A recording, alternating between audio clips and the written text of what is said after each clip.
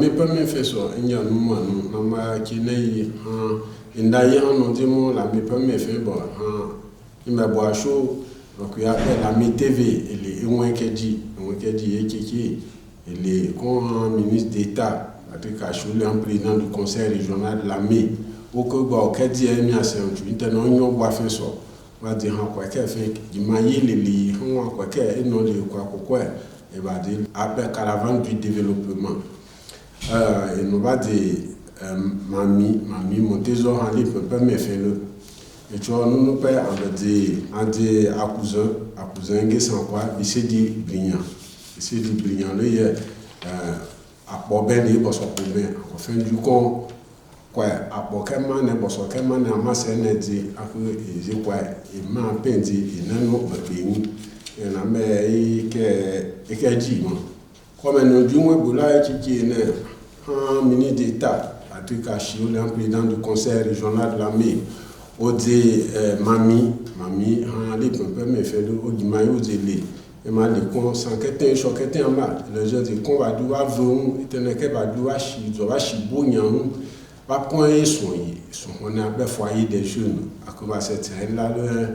et bah le va à qu'on a ici bah le veiller bah vous après gimaye mi Patrick Acholi au dit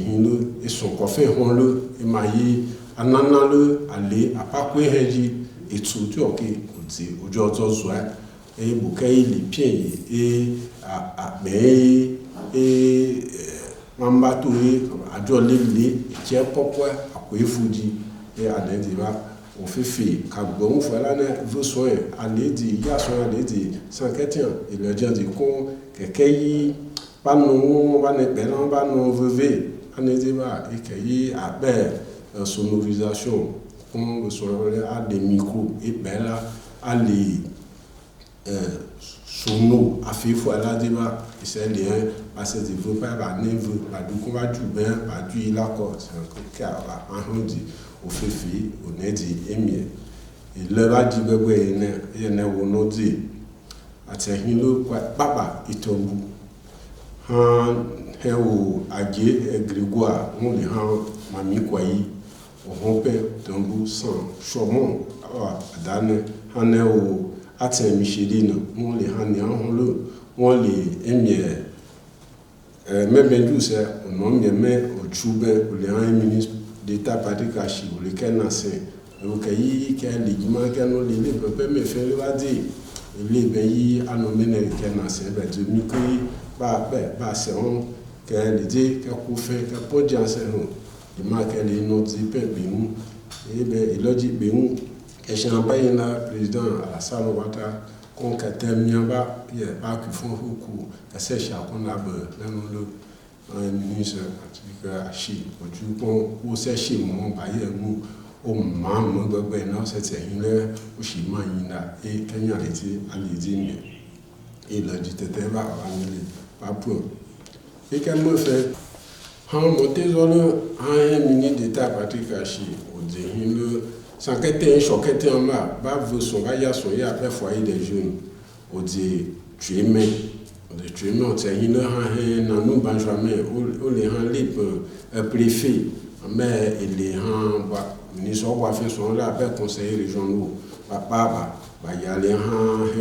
au sein c'est plus ou les rangs à l'épée maire il va tomber moi ministre Patrick Acholi va faire son là à dire à tout soin mais et le va dire bébé quelqu'un qui y a nous fois là et non les sans quelqu'un choqué en m'a dit en temps a fait papa ne connaît à ne dit pas quand y a manière y a ministre d'État Patrick Acholi nous c'est le alors qu'on va te faire et bien va le café assez bon né par le micro assez bien pas de ça le micro à coup va yo qu'on le mettre là hier moi va que coup mal con que c'est dit que te bobin et bien va shukusoi kama nyase shukusoi mesehe montezo shukusoi lycée na le mais que beaucoup bien que mi ba que c'est dire que chia qu'on a et fane que c'est bon et manyanza bi moi ne c'est pas no le a dit le en ministre d'État Patrick Acholi yo ou c'est chez mon bayi o mamme webene o setse kwa chago asha konda ko eboyi edimu anu shumi afa onezine la ko ane e kan be rozimi ba boite me ba ji ati wonu abe punba lo kon bo so be le be ko kwa be ki kwa tu ake mo bo so po ke mane kwa li ko we li ka fe kwa fe man kan wo apo mane bo so anu dine e ke lojo e ke mane wo ko ba ko ko ba hun kwa fe ba ni pe ta ko di han mi ma ba mi o ba se bo aye ko wa yu lo ele ma le kon ande akuzan kwa ya ama nge san kwa bi se di brilliant wo bu ka ben loko ka mu eto ma le kon o le di akoikuta to kwa shi ponta le y pata mi akile mi kiyene eye an ti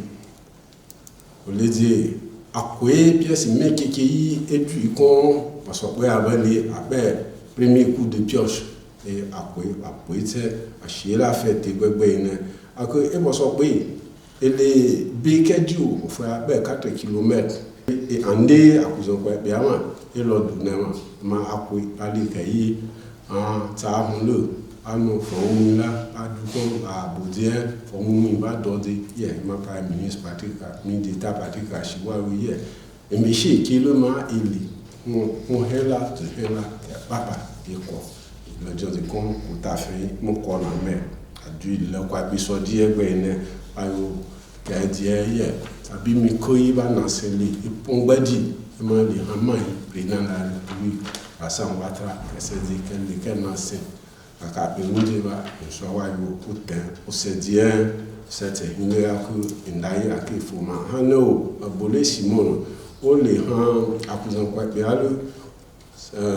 kwa fe enwe yiye ne awon akuzo kwa bialo enwe yi hon la be mutuelle kwa fe te on mebe abiso ahila le ministre na se bi mu ele ba baiji e ma yi ba te na mu ba pon ba